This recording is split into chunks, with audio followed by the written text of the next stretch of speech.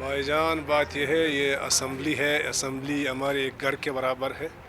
तो ज़ाहिर सी बात है, हम एक जगह पे टाइम गुजार रहे हैं। इसमें 65 अरकान की तादाद है। तो इसमें अगर कोई 3-4 बंदे नाराज़ भी हो जाए तो ज़ाहिर सी बात है, कोई 65 अरकान की असम्बली पे कोई असर तो नहीं पड़ता। बहरहाल नाराज़गी हमारे घर का हिस्सा है, ये होता रहता है। सीएम के साथ भी इख्तलाफ आ सकते हैं, वज़रा के आपस में भी इख्तलाफ आ सकते हैं। ये इख्तलाफ हमारे वक्ती होता है, ये कोई हमेशा के लिए नहीं है, परमानेंट इख्तलाफ नहीं है। यहाँ पर न कोई नज़रियाती इख्तलाफ है, न कोई ऐसी इख्तलाफ है कि वो कभी ख़त्म नहीं हो सकते। एक ही पार्टी के अंदर और एक ही ट्रेजरी बेंच के अंदर जो इख्तलाफ है, ये इख्तलाफ हर वक्त ये जमहूरियत का हुस्न है। ये पार्टियों के अंदर भी होता है और एक घर के अंदर भी इख्तलाफ आ सकता है। तो ये मेरे ख़्याल में कोई इतना बड़ा इशू नहीं है जितना मीडिया वालों ने हाईलाइट किया है। तो जहाँ तक मेरे समझ में आता है, बात कोई इतनी नहीं है जितनी। सर, अली हसन ज़ैरी साहब के इल्ज़ामात को संजीदा लेते हैं आप? मैं कहता हूँ कि ये हमारे सियासतदानों की अपने एक प्रेशर का एक टैक्टिक्स होता है, अपने काम निकालने के लिए, वज़ीर-ए-आला से अपने एक अच्छे ताल्लुकात बनाने के लिए। कभी इख्तिलाफ पैदा करो, अगले दिन फिर ताल्लुकात बनाओ।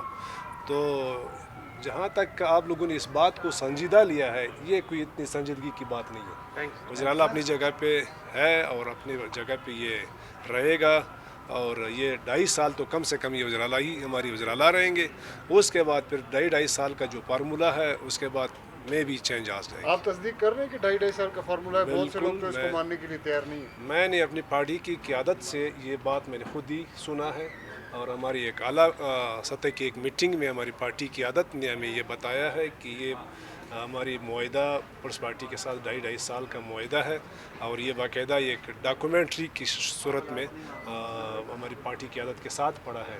तो ये बिल्कुल डन है, इसी तरह मुआहिदा है। और 2.5 साल के बाद अमल दरामद होना फिर अलग बात है। 2.5 साल के बाद मुस्लिम लीग नून की तरफ से कौन होगा उम्मीदवार वज़ीर आला के लिए? देखो, ये पार्टी, सेंट्रल पार्टी और प्रोविंशियल पार्टी के आपस में, पार्लिमानी पार्टी के आपस में बैठ के कोई नाम आ सकता है। जो भी कोई अच्छा नाम हो, जो भी पार्टी के लिए सूबे के लिए जो मौजू उम्मीदवार होगा, जो काम करेगा सूबे की हालात को की नज़ाकत को देखते हुए, तो एक मुनासिब नाम आ जाएंगे इंशाल्लाह। सर, ये गंदम के हवाले से बताइए कि बुरहान बलूचिस्तान में कुछ है या ख़त्म हो गया, क्या सूरत हाल है अभी? गंदम की बहरान तो नहीं है, कीमतें ज़रूर बढ़ गई। वो आपको पता है कि पंजाब में सैलाब आ गया और फिर जो कुछ लोगों ने ज़ख़ीरा किया था, अपने ब्लैक पे गंदम निकालने की कोशिश की, तो फिर पंजाब गवर्नमेंट ने भी इनके ख़िलाफ़ क्रैक डाउन किया। हमारी प्रोविंशियल गवर्नमेंट ने भी इनके ख़िलाफ़, फूड डिपार्टमेंट ने क्रैक डाउन किया। तो तकरीबन अभी मार्केट भी आपको पता है कि अभी काफ़ी नीचे आ गया। आटे की कीमतें भी नीचे आ गए, गंदम की कीमतें भी नीचे आ गए। तो इंशाल्लाह उम्मीद है कि मज़ीद भी नीचे आ जाएंगे, लेकिन बहरान तो नहीं है, कीमतें ज़रूर बढ़ गई। सर, महकमा स्पोर्ट का जो बजट है, क्या वो आपके इलाके में खर्च हुआ है सर इस साल?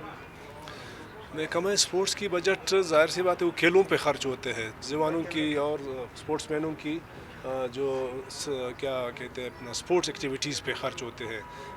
मैंने सुना है कि हमारे वहाँ पे भी इन्होंने एक टूर्नामेंट रखा है, उस पर शायद थोड़ी बहुत खर्च किया होगा इन्होंने।